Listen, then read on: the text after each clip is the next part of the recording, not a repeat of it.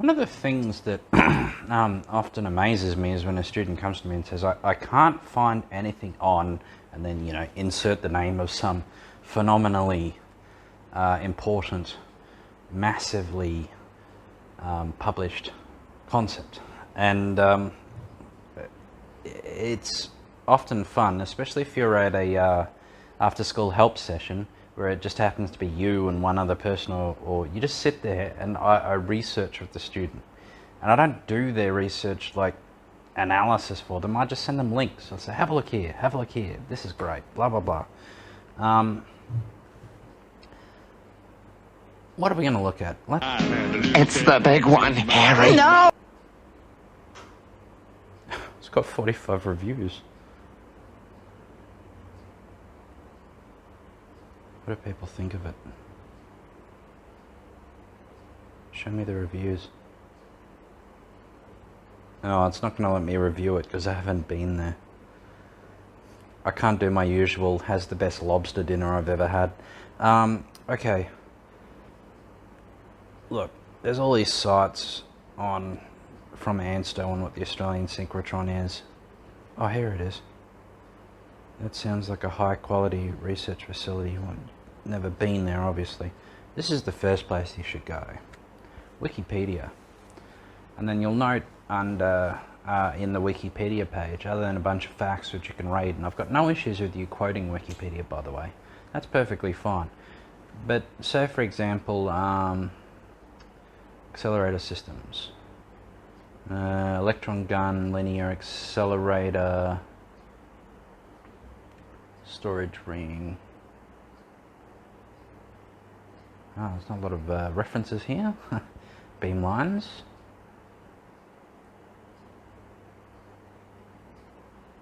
Right. Well, anyway. Down the bottom is a lot of information you can use.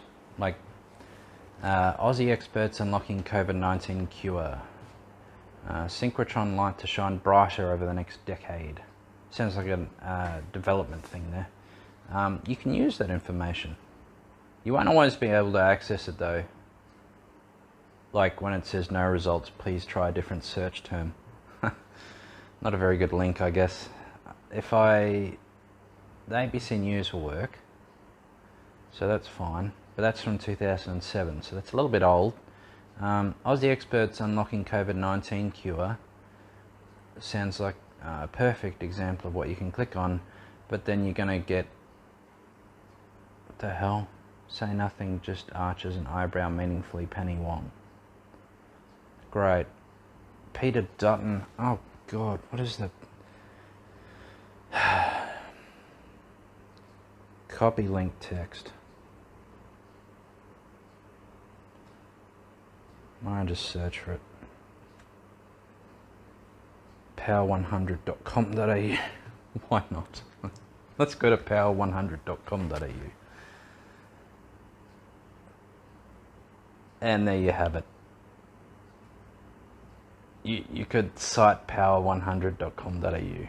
Aren't you lucky? So, Professor Peel, COVID-19. Using our technology, within 5 minutes you can understand why a drug does or doesn't work in attaching to a COVID-19 protein. Okay, so it certainly sounds like, you've got a chance here to talk about how synchrotron light would look into a COVID-19 and then look at this, Professor Peel. Believe it or not, that's a human being. Copy. So now we're going to go from Hot 100 to Professor Peel and Stowe. And we've got a page on him. There he is. You could go snip, and then there he is. Cut that out, stick it in your, go back, no, discard everything. It's got stuff on Professor Peel, Professor Andrew Peel, all the sort of things he's done.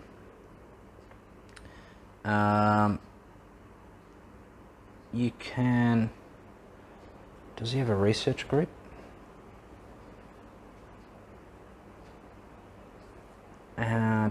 He was... No, it just goes on and on about...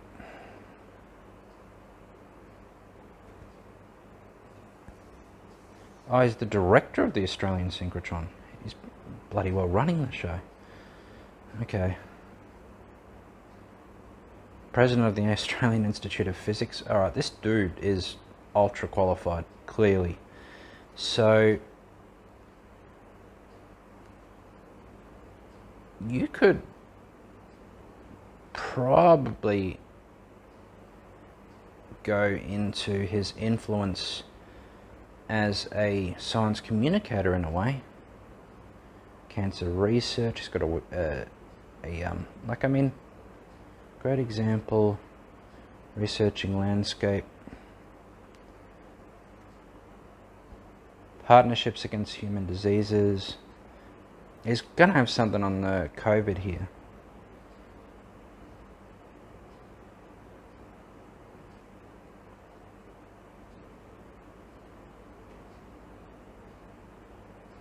Sorry, I'm reading this. I go along here. I mean, this is all great content.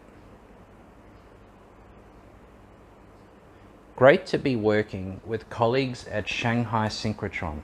Lots in common around thinking on new beamlines. Alright, look at that. In a tweet, you can see here the guy that runs the Australian Synchrotron and is head of the Australian Institute of Physics has just talked about working with colleagues in mainland China who speak a different language, and they're discussing about improving beamlines, which is development. What have they done? ANSTO delegation got a warm welcome from our friends from SYNAP and had a great tour of the Shanghai Synchrotron. I mean, if you're going to talk communication and collaboration, actually being there with the scientists at the facility is, you know, what's the influence that this would, what's the impact of science and society from this kind of interaction? It's quite old, November 2016, but that is still within 5 years, so that's perfectly fine. When was the last time he tweeted? 2017. Where is he? 169 following. I wonder if it's a bot. Bots don't promote this kind of stuff. Look at it. That everything here is just she. They're all examples. Plenty of pictures you can raid from there too.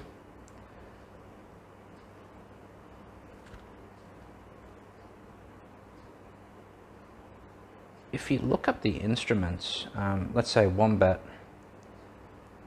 ANSTO, which is one of the high intensity powder diffractometer. Other than telling you a bunch of stuff of how it works, ANSTO's really kind of keen to get students to understand in general how it does its business. So they tend to try and make sure that you can understand some aspect of what's going on. Applications, services, technical information. There's a user manual. I'm sure that'll be easy to read. I want to know what research you're doing. Alright, okay. Where am I going to find that? Applications? Well, that's A from... Oh, there you go. You could probably just raid that for application. Look, there's pretty pictures and everything.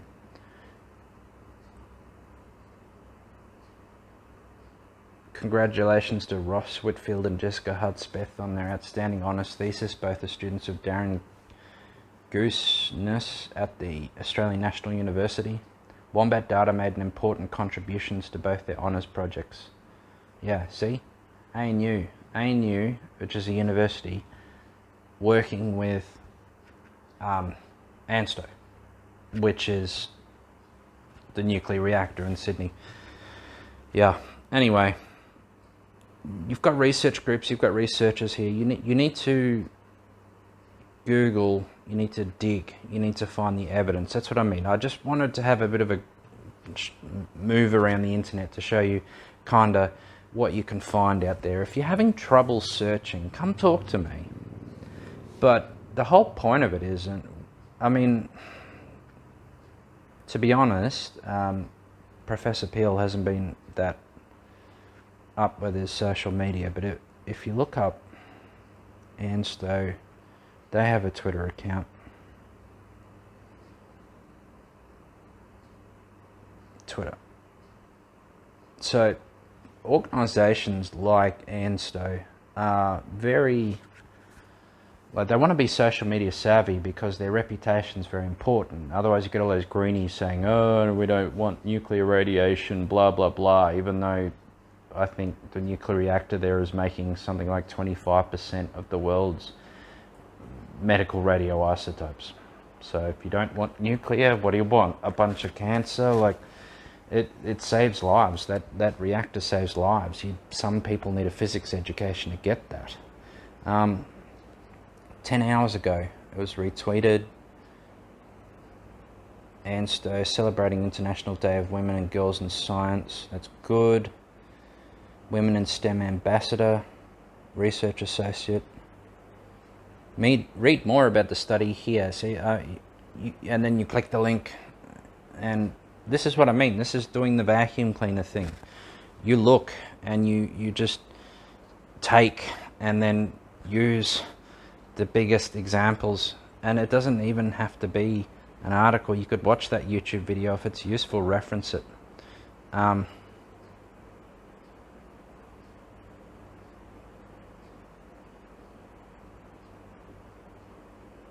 Okay.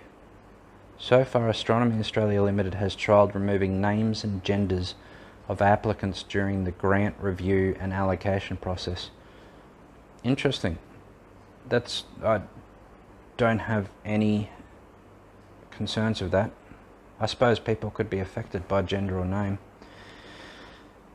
even if it's sort of Lithium Australia NL, ANSTO Minerals Business, and this silage stuff that they're talking about. I was wondering if this lithium mob are the ones that are going to open the mine up here in the NT. So there you are. You've got ANSTO working with a commercial mining arrangement. Again, published on the 4th of February 2021. So yeah, that's pretty recent. There's some good collaboration going on here with Silage. I think you'd have to be careful when you're talking about the chemistry and the physics here, because if you're a chemist and you're talking about physics, i.e. the manner in which synchrotron light interacts with a crystalline substance, you've got to be, this would be neutrons, I think, neutron scattering, I don't know. Anyway, you don't want to be talking about physics and chemistry, you don't want to be talking about chemistry and physics, so just make sure you draw that line. If you're concerned, ask. I'll be able to tell you. But again, Lithium Australia has filed patents in Chile, Europe, Brazil and Canada. Look at that, there's a bunch of stuff in there. Silage sounds like a very interesting thing. It's a fluoride-assisted acid leach recovery process designed specifically for lithium and mica minerals. Lithium is pretty hard to pull out of the earth because it's a fairly active metal itself, but it's incredibly important because of all hunger for batteries and whatnot. So there's a lot of money to be made from stripping lithium out of the ore. Alright, that's enough. That's me Googling. Go vacuum, and then, what was it? Me4M squared. Me4M squared. Do that. Work smarter, not harder. 14 minutes 41. There you go. I wonder if I should keep talking until it goes to 15. I think the last thing I'll do is I'll show you a she task, and then I would have talked for 1 hour. My throat